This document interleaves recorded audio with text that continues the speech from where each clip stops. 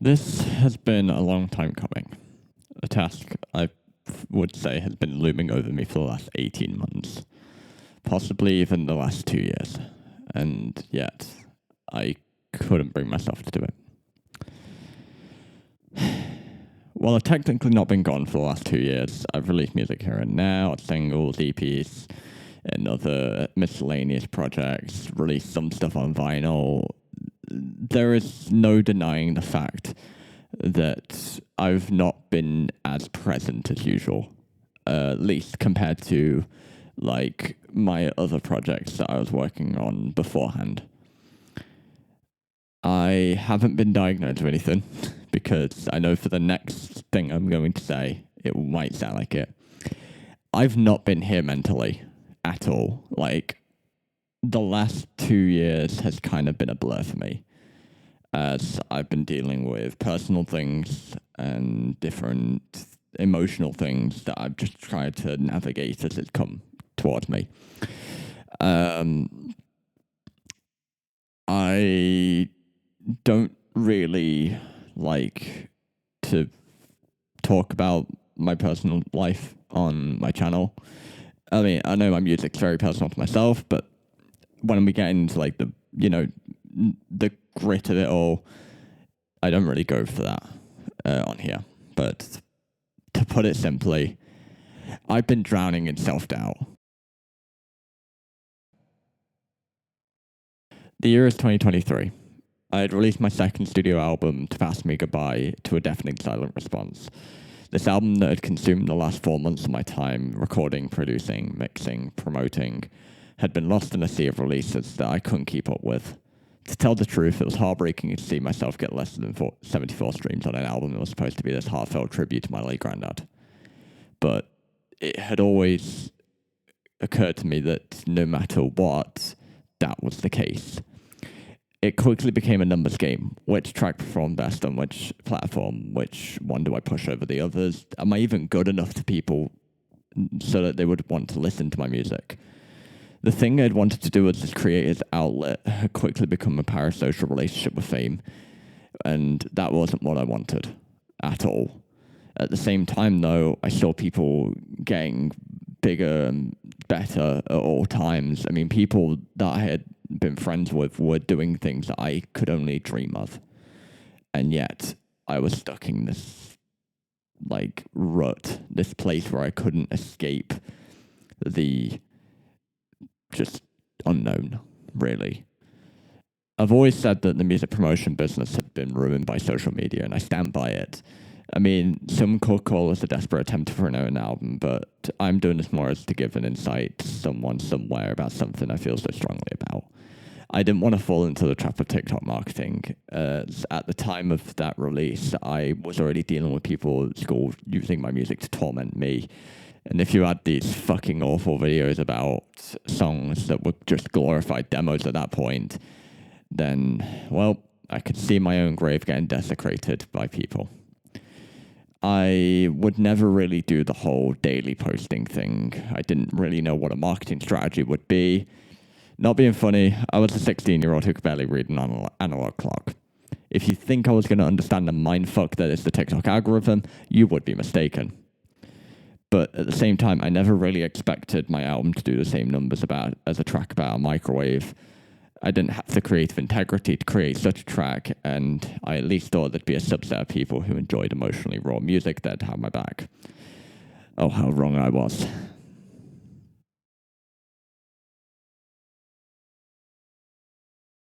In sometime between late June and early July of 2023, I'd begun writing this album that was set to burn the foundations of what I'd considered my own music. Something so different that comparing it to the last albums would be nearing impossible. An album that was set to be called All Variations Advised, a sort of nod to the ethos I'd created for the album. If it was a different sound, it was fair game. I had felt this compelling feeling to just delete my identity, at least musically, through just changing. Maybe if I changed the sound, people would listen to me. And, you know, I felt like this would be the right way to go. First, I mention is that this album was doomed from the start. I had hastily moved on to the next album in hopes that this one would be the one that would be vastly appealing, which wouldn't alienate the perceived audience to just depressed people looking for songs to put to their sad by Simpson edits. The first song I wrote for Variations was, dare I say it, Happy. I know my voice doesn't really portray that, but it was. And it also happened to be one that my friend from college would end up actually thinking was better than the stuff I write now. Which is funny to me, but it's also my least favorite song on the album. So either way, I tried to write this project that covered all bases, drawing inspiration from all walk of music, at least in my eyes. You know, some upbeat vibes from some Post Malone or some Lovejoy, Cameleo for general inspiration, and Ricky Gervais because I knew him personally, and the album that he had released most recently at that point was You, Me, Us, Them, and that album meant a lot to me. Slight issue, despite the quote-unquote varied inspirations list, the music was still coming out very similarly. I went through a stage of writing depressing-sounding happy songs, which ended up in I Love You being made, funnily enough just after I wrote a song called I Hate You. The album had become just a jumble of tracks, more or less a playlist than an album, and it had gotten that bad that by like a month or two in, I was that lost when it came to what to work on next that I ended up just cancelling the project. For my own sanity, it had to be done. I'd built this project on a bad foundation. My production skills weren't good enough at the time for me to work on such a project. And by this point, I had released I Hate You, but it became irrelevant due to a lack of interest to begin with. So what was next? I was going to college. I couldn't draw a target on the back for people to make fun of what I tried to do as a fun way to be creative. I had to change again.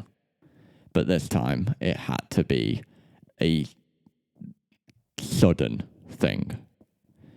A very permanent thing. To start off with, I must point out something important. My artist name is a direct rip-off of Dark Bloom by We Came As Romans. I knew the project wouldn't fit under Dark Bloom, so I swapped it out to Light Bloom, and here we are. Oh, wait, hold up. What was I talking about again? Oh, yeah. Going into Light Bloom, I launched it with the mission statement of forget what you think you know. Some desperate attempt to hide my previous mistakes. Hell, I even announced something that I don't think I'd ever gone back on so quickly. For 3 songs, 3 whole songs, I wasn't releasing my music on streaming platforms. A pitiful retaliation for them not promoting my music enough. As if Spotify was saddened by the fact that some random kid from fuck all nowhere wouldn't release their music on this multi-billion-dollar service, even if I would make them any money from the pitiful amount of streams I drew in. My first major project that I took on as Light Bloom was writing my debut album. Not to be confused with One, the release I had made when releasing under my real name. Oh, for fuck's sake. So yeah, I remade my first album again. Alongside 2 new singles made during the Light Bloom era, which were more reminiscent of the To Pass Me Goodbye era than the All Variations sound. Which, just saying, if you haven't already, go give Broken But Still Together a listen. That song is so good, and like that's coming from me, and I hate my music normally. Like I hate going back on stuff, but that song, genuinely one of the best things I've ever worked on. I wanted to move on and go work on my next album. In between, I did a couple EPs to pass the time so I could come up with an idea for this project.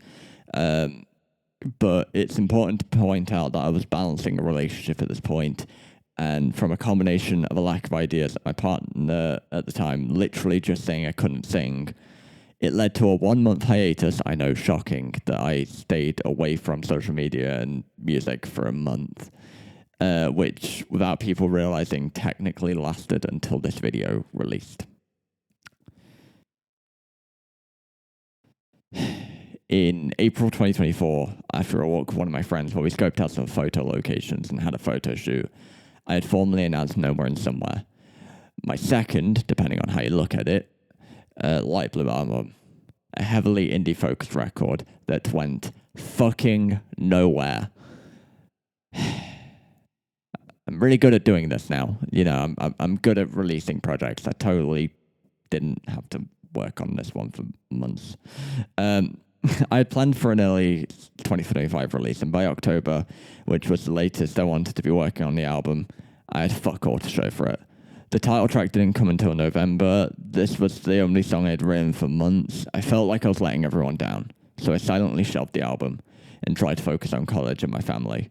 Something felt off all throughout. In December 2024, I played my first gig with Misanthropy, a band I co-formed in college with my close friend Jesse, which would then later include my friends Sky and Freddie on backing elements in this sonic landscape that Jesse and I would keep like covered through any lead or rhythm stuff. I can't help but thank those three, but we also have to mention Ethan. He's an incredible guy as well. But I couldn't help but thank those guys for everything at the time, because they were really the people who was helping me the most with everything. Although during this period, however, I was at a real low point. I would go days just sat thinking if I had made a mistake or if my friends truly hated me and were just pretending to enjoy being around me. I would sit there looking at my door thinking. In January 2025, I felt like I was done with trying to write an album. I had zero ideas for how it could sound or the vibe or anything. I wanted to focus more and more on my core singing and the best grades I could, although this would very quickly change because there was something that happened that would end up making me able to write this album, and it came from the most unorthodox place ever. One of my assignments in my first year of music was to create a piece of music that was either a reimagining of a track that was previously out there, i.e. a cover, a soundtrack piece to a film or game or some sort of moving image, or an original composition. Now, around this time, I was really into the band Friday Pilots Club. If I'm being completely honest with you, as I'm recording this voiceover, I'm listening to the song that got me to write the song I'm about to talk about. That song that I'm listening to is called Trading Punches.